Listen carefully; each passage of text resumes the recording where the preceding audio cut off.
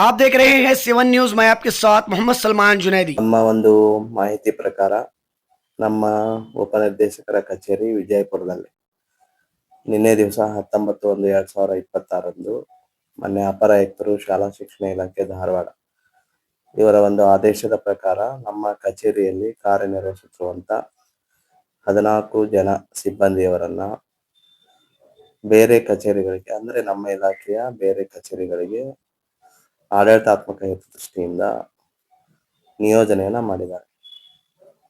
ಅನೇಕ ಸಂದರ್ಭಗಳಲ್ಲಿ ಕಚೇರಿಗೆ ಸಂಬಂಧಪಟ್ಟಂತೆ ಕಾರ್ಯಕ್ರಮಗಳ ಬಗ್ಗೆ ಅಥವಾ ಕಾರ್ಯದಲ್ಲಿ ವಿಳಂಬತೆ ಕೂಡ ಬಹಳಷ್ಟು ದೂರುಗಳು ಕೂಡ ಹಿಂದೆ ದಾಖಲಾಗಿದ್ದಾವೆ.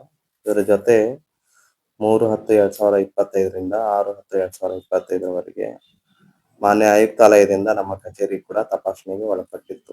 ಇಂಥ ಸಂದರ್ಭದಲ್ಲಿ ಕೆಲವೊಂದಿಷ್ಟು ಕರ್ತವ್ಯದಲ್ಲಿ ವಿಳಂಬ ನೀತಿ ಬಗ್ಗೆ ಗಮನಕ್ಕೆ ಬಂದಿದ್ದರಿಂದ ಮತ್ತು ಇಲಾಖೆಯ ಕಾರ್ಯಕ್ರಮಗಳು ಮತ್ತು ಇಲಾಖೆಯ ಆಡಳಿತಾತ್ಮಕ ಕಾರ್ಯಗಳು ಬೇಗ ತ್ವರಿತವಾಗಿ ಸಂಬಂಧಪಟ್ಟವರಿಗೆ ದೊರಕುವ ಹಿನ್ನೆಲೆಯಲ್ಲಿ ಸುಗಮವಾಗಿ ಆಡಳಿತ ನಡೆಸಬೇಕನ್ನುವಂತ ಉದ್ದೇಶ ಇಟ್ಟುಕೊಂಡು ಇವತ್ತು ನಮ್ಮ ಸಿಬ್ಬಂದಿಯವರನ್ನ ಬೇರೆ ಕಚೇರಿಗಳಿಗೆ ನಿಯೋಜನೆ ಮಾಡಿದ್ದಾರೆ 14 ಜನ. ಅವರ ಬದಲಾಗಿ 14 ಮಂದಿ ಸಿಬ್ಬಂದಿಯವರನ್ನ ನಮ್ಮ ಕಚೇರಿಗೆ ಹಾಕಿದ್ದಾರೆ. ಹೀಗಾಗಿ ಇದು ಆಡಳಿತಾತ್ಮಕ ಹಿತದೃಷ್ಟಿಯಿಂದ ಮಾಡಿದಂತ ಒಂದು ಬದಲಾವಣೆಗಳು. ಮುಂದಿನ ದಿನಗಳಲ್ಲಿ ಈ ಒಂದು ವಿಚಾರಕ್ಕೆ ಸಂಬಂಧಪಟ್ಟಂತೆ ಆಯುಕ್ತಾಲಯದಿಂದ ಮತ್ತು ಮೇಲಾಧಿಕಾರಿಗಳಿಂದ ಸೂಕ್ತವಾದಂತ ನಿರ್ದೇಶನಗಳು ಬರ್ತಾವ. ಆ ದೃಷ್ಟಿಯಿಂದ ಅದು ಮುಂದುವರಿತದ. ಸದ್ಯ ತಾತ್ಕಾಲಿಕವಾಗಿ ಈಗ 14 ಮಂದಿ ಸಿಬ್ಬಂದಿಯವರನ್ನ ನಿಯೋಜನೆ ಮಾಡಿದ್ದಾರೆ. ಇದು ನಮ್ಮ ಕಚೇರಿಯಲ್ಲಿ ನಿನ್ನೆ ಆದಂತ ಬದಲಾವಣೆ ವಿಷಯ. ಮತ್ತೇನಾದ್ರೂ ತಮಗೆ ವಿಷಯಗಳು ಬೇಕಾದ್ರೆ ಕೇಳ್ತೇನೆ. ಹೌದು, ನಿಯೋಜನೆ ಮಾಡಿ ಇವರು ಸುಮಾರು ಕೆಲವು 10 ವರ್ಷ ಇರ್ಬೋದು, 5 ವರ್ಷ ಇರ್ಬೋದು, 3 ವರ್ಷ ಇರ್ಬೋದು. ಅಧಿಕೃತವಾಗಿ ಒಬ್ಬೊಬ್ಬರದ ಹೇಳಕ್ ಆಗೋದಿಲ್ಲ. ಡೆಪ್ಯುಟೇಷನ್ ಪೀರಿಯಡ್ ಅಂದ್ರೆ ಅದು ಮುಂದೆ ಆಗುತ್ತೆ ಮತ್ತೆ ಬೇರೆ. ಈ ಸದ್ಯ ಆಡಳಿತಾತ್ಮಕವಾಗಿ ಏನು ಇಲ್ಲಿ ಕಾರ್ಯದಲ್ಲಿ ವಿಳಂಬತೆ ಆಗ್ತಾ ಇತ್ತು ಅದು ಸುಗಮವಾಗಲಿ ಅನ್ನುವಂತ ದೃಷ್ಟಿಯಿಂದ ಮಾಡಿದ್ದಾರೆ. ಮುಂದೆ ಅದರ ಬಗ್ಗೆ ಮತ್ತೇನು ಕ್ರಮ ಕೈಗೊಳ್ತಾರೆ ನೋಡ್ಬೇಕಾಗ್ತದೆ. ಅದು ಮೊನ್ನೆ ದಿವಸ ಅದು ಹಿಂದೆ ಆದಂತದ್ದು. ನಮಗ ಈಗ ನಾ ಬಂದ ನಂತರ ನಿಮಗೆ ನಾ ಬರೋದಕ್ಕಿಂತ ಪೂರ್ವದಲ್ಲೇ ಆಗಿದ್ದಲ್ಲ. ಒಂದು ಕಡತ ಮಾತ್ರ ಮಿಸ್ ಆಗಿತ್ತು, ನಿಮಗೂ ಗೊತ್ತದ, ನಮಗೂ ಗೊತ್ತದ. ಅದರದ ವಿಚಾರಣೆ ನಡೆದ ಮೊನ್ನೆ ಹೇಳಿದ್ದೀನಿ ನಾನು. ಅದು ಕೂಡ ಇನ್ನೂ ಕಂಪ್ಲೀಟ್ ಆಗಿಲ್ಲ. ಉಳಿದ ಕಡೆ ಏನು ಈಗ ನಾವು CCTVನೂ ಹಾಕ್ಸಿದ್ದೇವೆ. ಮೊನ್ನೆ ಇಲ್ಲಿ CCTVನೂ ಕೂಡ ಇದ್ದಿದ್ದಿಲ್ಲ, ನಿಮ್ಗೆ ಗೊತ್ತಿರುವಂತ ವಿಷಯ. 32 CCTVನೂ ಕೂಡ ಹಾಕ್ಸಿದ್ದೇವೆ. ಮತ್ತೆ ಬೇರೆ ಬೇರೆ ಬದಲಾವಣೆಗಳನ್ನು ಕೂಡ ಮಾಡ್ತಾ ಇದ್ದೇವೆ. ಇದ್ರ ಜೊತೆ ಇದು ಕೂಡ ಏನು ತಪಾಸಣೆ ಆಗಿತ್ತು ಆ ಸಂದರ್ಭದಲ್ಲಿ ಏನು ಗಮನಕ್ಕೆ ಬಂದದ, ಇಲಾಖೆ ಗಮನಕ್ಕೆ ಬಂದದ, ಆ ದೃಷ್ಟಿಯಿಂದ ಕೆಲಸ ಬೇಗ ಆಗ್ಬೇಕು ಅನ್ನುವಂಥದ್ದು ಮತ್ತು ಇವ್ರನ್ನ ಬದಲಾವಣೆ ಮಾಡ್ಬೇಕು ಅನ್ನುವಂಥದ್ದು ಗಮನಕ್ಕೆ ಬಂದಿದ್ದರಿಂದ ಬದಲಾವಣೆ ಮಾಡಿದ್ದಾರೆ.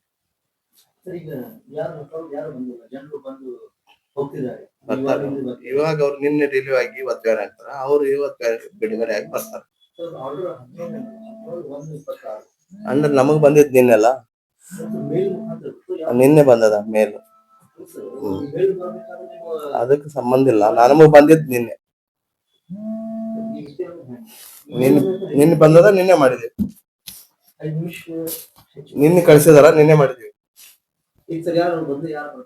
ಹಾಕಿದಾರಲ್ಲ ಅದ್ರ ಲಿಸ್ಟ್ ಹೆಂಗದ್ರಿ ಅವ್ರು ಯಾರು ಈಗ ಅವ್ರು ಬಿಡುಗಡೆ ಆಗ್ಬೇಕಲ್ರಿ, ಇವ್ರು ಜಾಯ್ನ್ ಆಗ್ಯಾರ, ಅವ್ರು ಬಿಡುಗಡೆ.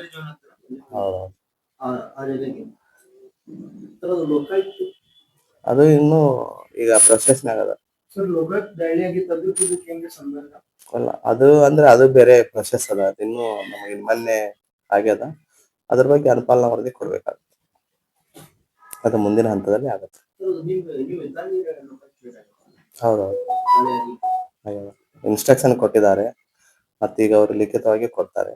ಅದಕ್ಕೆ ಸಂಬಂಧಪಟ್ಟಂತೆ ನಾವು ಬದಲಾವಣೆ ಮತ್ತೆ ಏನು ಇಲ್ಲಿ ಪರಿಸ್ಥಿತಿ ಐತಿ ವರದಿ ಕೊಡ್ಬೇಕಾಗತ್ತೆ.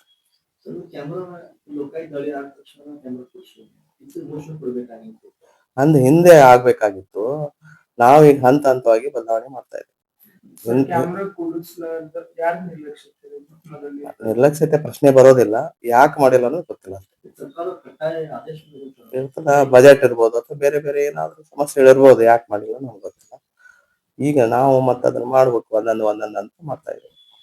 ಸಾಕಷ್ಟು ಆರೋಪಗಳು ಕೇಳಿಬರ್ತಾ ಇದೆ ಇಲ್ಲಿ ಫೈಲ್ಗಳು ಕಳ್ತನ ಬಗ್ಗೆ. ಅದು ಈಗ ಮುಂದೆ ಸರಿ ಆಗ್ತಾ ಇದೆ. ಇನ್ನು ಅಂಥವುಗಳನ್ನ ಮಾಡೋಕ ಈಗ ಎಲ್ಲ ಇದು ಮಾಡ್ತಾ ಇದ್ದಾರೆ. ನಿಮ್ ಕಡೆಯಿಂದ ಫ್ಯೂಚರ್ ನಲ್ಲಿ ಯಾವುದೇ ಚೇಂಜಸ್ ಕಾಣಬಹುದು? ಬದಲಾವಣೆಗಳನ್ನ ನೀವೇ ಹೇಳ್ಬೇಕು ನಮಗೆ. ನಾವು ಎಷ್ಟು ಸಾಧ್ಯ ಐತಿ ಈಗ ಮಾಡ್ತಾ ಇದ್ದೇವೆ. ನೀವು ಸಲಹೆ ಕೊಡಿ, ಏನಾದ್ರು ಇದ್ರೆ ಮಾಡ್ತಾ ಇದ್ದೇವೆ. ಈಗ ಸದ್ಯ ನಮ್ಗೇನು ನಿರ್ದೇಶನಗಳು ಬರ್ತಾ ಇದಾವ, ಕಚೇರಿಗಳು ಕೆಲಸ ವಿಳಂಬ ಆಗಬಾರ್ದು ಅಷ್ಟೇ. ಬಂದಂತ ಸಾರ್ವಜನಿಕರಿಗೆ ತಕ್ಷಣ ಅದಾಗಬೇಕು, ಅದಕ್ಕೆ ಪ್ರಾತಿನಿಧ್ಯ ಕೊಡ್ತಾ ಇದ್ದೇವೆ. ಇದ್ರ ಜೊತೆ ಶೈಕ್ಷಣಿಕವಾಗಿ ಕೂಡ ಮಾಡ್ಬೇಕಾಗುತ್ತೆ. ಎಜುಕೇಶನ್ ಸಲುವಾಗಿ ಯಾವುದೇ ಚೇಂಜಸ್ ಮಾಡಿದ್ದೀರಾ? ಈಗ ನಮ್ದು FLN ಕಾರ್ಯಕ್ರಮ ಇದೆ ಸರ್. ಬೇಸಿಕ್ ನಮ್ಮಲ್ಲಿ ಈಗ ಏನು ಮೂಲ ಕಲಿಕೆ ಇಲ್ಲ. ಭಾಷಾ ಪ್ರಭುತ್ವ ಇರ್ಬೋದು ಅಥವಾ ಗಣಿತದ ಕಲಿಕೆ ಇರ್ಬೋದು, ಅದನ್ನ ಎಲ್ಲಾ ಶಾಲೆಗಳಲ್ಲಿ ಕೂಡ ಅನುಷ್ಠಾನ ಮಾಡ್ತಾ ಇದ್ದೇವೆ. ನೆಕ್ಸ್ಟ್ ಈ ವರ್ಷ LBA ಅದು ಕೂಡ ಅನುಷ್ಠಾನ ಆಗಿದೆ. LBA ಅಂದ್ರೆ ಒಂದು ಪಾಠ ಆದ ನಂತರ ಒಂದು ಘಟಕ ಪರೀಕ್ಷೆಗಳನ್ನ ಮಾಡ್ಬೇಕನ್ನೋದು. ಅದು ಕೂಡ ಎಲ್ಲಾ ಪ್ರಶ್ನೆ ಕೋಟಿಗಳಿರ್ಬೋದು, ಬುಕ್ಸ್ಗಳಿರ್ಬೋದು, ಸಾಹಿತ್ಯ ಇರ್ಬೋದು, ಎಲ್ಲರಿಗೂ ಕೂಡ ತರಬೇತಿ ಮಾಡಿದ್ದೇವೆ. ಅದು ಕೂಡ ಅನುಷ್ಠಾನ ಆಗ್ತಾ ಇದೆ. SSLC ಫಲಿತಾಂಶಕ್ಕೆ ಸಂಬಂಧಪಟ್ಟಂತೆ ಈಗಾಗಲೇ ಒಂದು ಸರಣಿ ಪರೀಕ್ಷೆ ಮುಗಿದಿದೆ. ನಾಳೆ 27ರಿಂದ ಮತ್ತೊಂದು ಸರಣಿ ಪರೀಕ್ಷೆ ಆಗ್ತಾ ಇದೆ. ಅದರದ್ದು ಫಲಿತಾಂಶವನ್ನ ತೆಗೆದುಕೊಂಡಿದ್ದೇವೆ. ಅದರ ಹಿನ್ನೆಲೆಯೊಳಗ ಮತ್ತೆ ಏನು ಮಕ್ಕಳು ಎಷ್ಟು ಮಂದಿ ಅನುತ್ತೀರ್ಣ ಆದ್ರು, ಯಾಕೆ ಅನುತ್ತೀರ್ಣ ಆದ್ರು, ಅವ್ರಿಗೆ ನಿರ್ದಿಷ್ಟ ಫಲಿತಾಂಶಗಳನ್ನ ಬೋಧನೆ ಮಾಡಿಕೊಂಡು ಫಲಿತಾಂಶವನ್ನು ಹೆಚ್ಚಿಗೆ ಮಾಡೋದು ಮತ್ತೊಂದು ಪ್ರಮುಖವಾದಂತ ಆದ್ಯತೆ. ಫಸ್ಟ್ ಆದ್ಯತೆನೇ ಫಲಿತಾಂಶ. ಅದರ ಜೊತೆ ಉಳಿದ ಮೂಲಭೂತ ಸೌಲಭ್ಯ ಇರ್ಬೋದು, ಇತರೆ ಇರ್ಬೋದು, ಹಂತ ಹಂತವಾಗಿ ಮಾಡ್ತಾ ಇದ್ದೇವೆ ಸರ್.